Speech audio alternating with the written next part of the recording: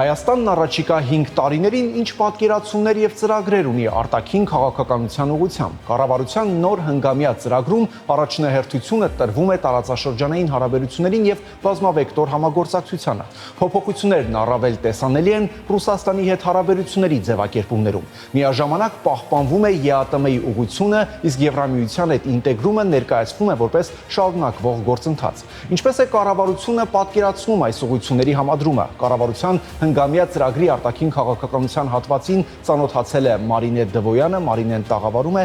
Մարինե, եթե համեմատենք կառավարության այս նոր հնգամյա ծրագիրը նախորդ ծրագրի հետ, ինչ փոփոխություններ են արձանագրվել Հայաստանի արտաքին քաղաքականության առաջնահերթություններում։ Վահագն, կառավարության հնգամյա ծրագրում արտաքին քաղաքականությունը բնութագրվում է որպես հավասարակշռված եւ հավասարակշռման քաղաքականություն, որի առանցքային ուղղություններից մեկը տարածաշրջանացումն է։ Նպատակն է Հայաստանի համար սեփական տարածաշրջանային միջավայրում առանց արտաքին ազդեցության ոչ միայն հնարավոր, այլ նաեւ հարմարավետ դարձնել ինքնուրույն զարգացումը։ Այս համատեքստում ծրագրում առանձնացվում են Ադրբեջանի, Թուրքիայի, Իրանի, Վրաստանի հետ հարաբերությունները, ինչպես նաև Միացյալ Նահանգների, Ֆրանսիայի, Հնդկաստանի, Չինաստանի եւ այլ ռազմավարական գործընկերների հետ հարաբերությունների խորացումը։ Միևնույն ժամանակ նոր ծրագրի արտաքին քաղաքականության նկարագրությունը էականորեն տարբերվում է նախորդ հնգամյա ծրագրից։ Ամենաակնառու փոփոխություններից մեկը Ռուսաստանի հետ հարաբերությունների ձևակերպումն է։ Եթե 2021-2026 թվականի ծրագրում խոսվում էր հայ-ռուսական ռազմավարական դաշինքի եւ դաշնակցային հարաբերությունների մասին, ապա նոր ծրագրում Ռուսաստանի նվիրված բաժինը վերնագրված է Ռուսաստանի հետ գործընկերային հարաբերությունների վերափոխում եւ խորացում։ Փոխվել է նաեւ երկրների հերթականությունը, եթե նախորդ ծրագրում Ռուսաստանը երկկողմ հարաբերություններում առաջին տեղում էր, ապա այս նոր ծրագրում այն 8-րդն է Ադրբեջանից, Թուրքիայից, Վրաստանից, Եվրամիությունից, Ֆրանսիայից, Միացյալ Նահանգներից հետո։ Ուշագրավ է նաեւ այն, որ նոր ծրագրում ՀԱՊԿ չի ներկայացվում որպես Հայաստանի անվտանգային համակարգի կարևորագույն օղակ, ինչպես 2021 թվականի ծրագրում։ Միևնույն ժամանակ ԵԱՏՄ-ն պահպանվում է որպես առանձին ուղղություն եւ կառավարությունը նախատեսում է Միության հետ համագործակցության շարունակականություն։ Այսինքն, եթե շատ պարզ ձևակերպենք, նոր ծրագրում Ռուսաստանի հետ տնտեսական կապերի համագործակցությունը շարունակվելու է, մինչդեռ նախկին անվտանգային եւ դաշնակցային ձևակերպումները էականորեն փոխվել են։ Մարինե, այսինքն նոր ծրագրում պահպանվում է ԵԱՏՄ-ի ուղղությունը, իսկ Եվրամիության հետ ինտեգրումն էլ ներկայացվում է որպես շարունակվող գործընթաց։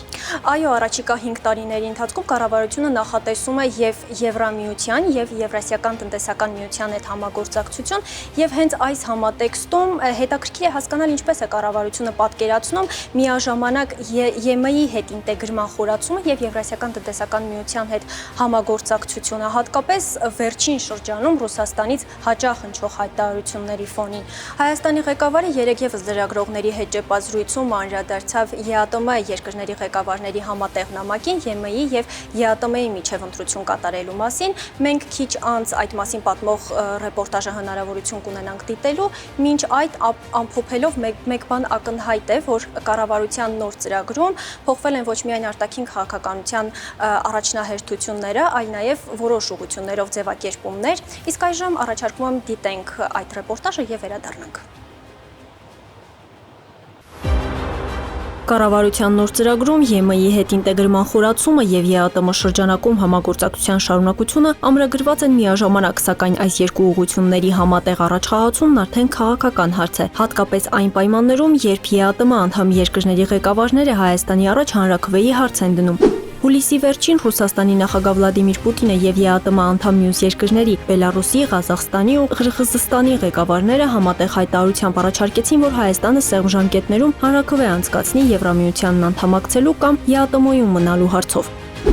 ԵԱՏՄ անդամ երկրների ղեկավարների հայտարարության մեջ սակայն խոսվում է ոչ միայն հանրաքվեի մասին։ Նշվում է, որ այս տարվա դեկտեմբերին ԵԱՏՄ հաջորդ գագաթնաժողովի ընթացքում Հայաստանի անդամակցության հարցը քննարկվելու է, իսկ Եվրասիական միջկառավարական համաժողովը պետք է ներկայացնի Հայաստանի անդամակցության կասեցման հնարավոր հետևանքների վերաբերյալ զեկույց։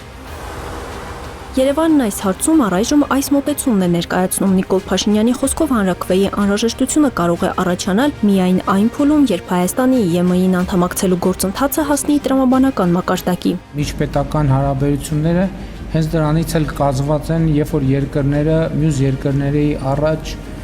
ձևակերպում են իրենց հետաքրքրող հարցերը։ ՀԻԱՏՄ անդամ 4 երկրների ղեկավարների հայտարարության մեջ արձանագրված է, որ նրանք պաշտպանում են հանրաքվե անելու գաղափարը։ Այդ հանրաքվե անելու գաղափարը իրականում մեզ է պատկանել, որովհետև մենք ենք ասել, որ մի ինչ-որ փուլում պետքա հանրաքվե լինի եւ հիմա նրանք իրենց պատկերացումներն են ներկայացրել ժամկետների մասին, մենք էլ մեր պատկերացումները ունենք։ Հայաստանի վարչապետը ԵԱՏՄ անդամ 4 երկրների հայտարարությունը չի ընդունել որպես պահանջ, ավելին Նիկոլ Փաշինյանի համար դա բարեկամական ժեստ է, որովհետև ըստ նրա այդ երկրների ղեկավարներն իրենց նամակով չեն դիմանում Եվրամիության հետ հարաբերությունները խորացնելու, ընդհուպ մինչև Եվրոպական միությանը անդամագրվելու օրակարգ որդեգրելու Հայաստանի հնարավորությանը։ Վարչապետի այս դիրքորոշումից հետո հարց է առաջանում արդյոք ԵՄ-ի հետ ինտեգրման խորացումը եւ ԵԱՏՄ շրջանակում համագործակցության միաժամանակյա պահպանումը երկարաժամկետ հեռանկարում կարող են շարունակվել զուգահեռ եւ ինչ տնտեսական ու քաղաքական սահմանափակումներ կարող են առաջանալ այդ ճանապարհին։ Շանթերոստանգերություն, Հորիզոն։ Մարինե, ես առաջարկում եմ այս պահին մեր քննարկմանը միանա նաև միջազգայնագետ Դավիթ Կարապետյանը, լսենք նրա գնահատականը եւս։ Պարոն Կարապետյան, նախ շնորհակալություն, որ միացաք մեր այս քննարկմանը։ Այսպիսով կառավարության նոր ծրագրում միաժամանակ պահպանվում է ԵԱՏՄ-ի հետ տնտեսական համագործակցությունը եւ նախատեսվում է խորացնել Եվրամիության հետ ինտեգրումը։ Ձեր գնահատմամբ սա որքանով է իրատեսական երկարաժամկետ քաղաքականություն։ Խոսքը գնում է երկու ուղղություններում Հայաստանի հետ համագործակցության եւ Հայաստան ընդհանրապես վերպետական կառույցների հետ հետագա գործունեությունը ծավալելու միտումները, նպատակները եւ այս մասով հստակություն կա, իհարկե բավականին հետաքրքիր ձևակերպումներ եւ լի նյուանսներով դեպքառատ իրավիճակներ կա, որովհետեւ այստեղ պետք է հասկանանք, թե կառավարությունը ինչպիսի արտաքին քաղաքական վարքագիծ է դրսևորում եւ նպատակը հիմնականում որն է։ Եվրոմիության հետ ուրեմն ինտեգրման եւ հնարավոր անդամակցության գործակցությանը գնալը, թե պահպանելը ԵԱՏՄ-ի հետ իր համագործակցությունը եւ այդ կառուցում մնալը, որովհետեւ այստեղ բավականին չասեմ իրարամերժ, բայց հստակ իրավիճակ կա, երբ որ որոշակի կասկածի տակ է առնվում, թե արդյոք Հայաստանի Հանրապետությունը իր արտաքին քաղաքական դիվերսիֆիկացիա ասելով ի նկատի ունի ԵԱՏՄ-ից դուրս գալով տնտեսական համագործակցությունը դադարեցնելով եւ ԵՄ անդամակցության մասով, ես այստեղ ուզում եմ հստակեցում մտցնեմ, որպես այդպեսին ըստ իս չկա նման կետ, որովհետեւ երբ որ այդ ծրագիրը ես ուսումնասիրում եմ եւ մասնավորապես արտաքին քաղաքական բլոկը, այնտեղ հստակ տվյալները տալիս է, որ դա համաժամանակյա գործողություններ են, խոսքը գնում է ռազմավարական համագործակցության շրջանակներում բազմակողմանի համագործակցությունը Եվրոմիության հետ եւ դա նորից եմ վերստին եմ նշում, մատնանշում, խոսքը գնում է ռազմավարական համագործակցության շրջանակներում համագործակցության մասին, որը իրեն հերթին ենթադրում է օրինակ Հայաստանի Հանրապետության քաղաքացիների համար վիզաների ազատականացման, արտոնագրերի տրամադրման մասով ուրեմն հեշտացված ռեժիմի այդ վերջնականացումը, խոսքը գնում է ՍԵՊԱ-ի հետ համապարփակ գործարկությունը, որը որ իրենից երևս ենթադրում էր 2017 թվականից, նոյեմբերից մեկնարկը, որը առ այս պահը դեռ իրականություն չէ, բայց փորձում են իրականություն դարձնել, Հայաստանի Հանրապետության ներպետական օրենսդրության համապատասխանեցումը չափորոշիչներով Եվրոմիությանը եւ ինչպես նշեցի, մի շարք ինստիտուտների համապատասխանեցումը Եվրոմիությանը եւ այդ շրջանակներում ինչու՞ չէ նաեւ Եվրոմիության վերջնական նպատակ որպես այդպիսին անդամակցումը, որը բավականին հեռանկարային է, բայց ոչ այս պահին ըստ իս։ Հետևաբար այստեղ մանրակրկիտ ներկայացված է Հայաստան-Եվրոմիություն համագործակցության շրջանակը եւ ողջ կառուցվածքը, հա, իր ամբողջ ուրեմն մեխանիզմներով ու գործիքակազմով։ Ի տարբերություն ԵԱՏՄ-ի այստեղ կա որոշակի նյուանսներ, մասնավորապես այն է, որ Հայաստանը ոչ մի կերպ չի հրաժարվում ԵԱՏՄ համագործակցությունից, խոսքը գնում է խորացնել համագործակցությունը այդ վերպետական կառույցի հետ, ուղղակի եթե ավելի խորանում ենք դետալների մեջ, նկատելի է, որ Ռուսաստանի հետ հարաբերություններում, որը որ մինչ այս նախորդ ծրագրերում ներկայացված էր որպես ռազմավարական դաշնակցային երկիր եւ հարաբերությունները միտումը հետապնդվում է որպես ռազմավարական դաշնակցային հարաբերությունները, այս պահին դա զիջում են, խոսքը գնում է երկուստեք համատեղ ուրեմն համագործակցության խորացման մասին եւ այստեղ է որ ես որոշակի նյուանսներ եմ նկատում, որտեղ տպավորությունն է, որ առաջնահերթությունը տրվում է Եվրոմիության հետ համագործակցությանը եւ դրա խորացմանը ավելի շատ ինստիտուցիոնալ քաղաքական հենքի վրա։ Պարոն Կարապետյան, ինչ հնարավորություններ ու ռիսկեր է Հայաստանի համար պարունակում այս երկու ուղղությունների Եվրամիության եւ ԵԱՏՄ-ի միաժամանակյա առաջմղումը։ ԵԱՏՄ անդամ երկրների ղեկավարների վերջին հայտարարությունը Հայաստանի առաջ հանրաքվեի հարց է դնում։ Ձեր գնահատմամբ սա որքանով է փոխում Հայաստանի եւ ԵԱՏՄ-ի մյուս անդամների հարաբերությունների քաղաքական միջավայրը։ Դե տեսեք, եթե ազնիվ գտնվենք ու ուղիղ գնահատական տանք, պետք է ասել, որ խանդի տեսարանների ականատես ենք լինելու, արդեն իսկ կան նման տեսարաններ եւ ոչ միայն ուլտիմատումային այսպես վարկագիծ ԵԱՏՄ անդամ երկրների կողմից ղեկավարների, չնայած որ դեռևս այսպես կոչված soft power, հա, փափուկ ուժի կիրառումն ենք տեսնում, երբ որ խոսում են Հայաստանի անդամակցությունը իրենց համար խիստ կարեւոր համարելու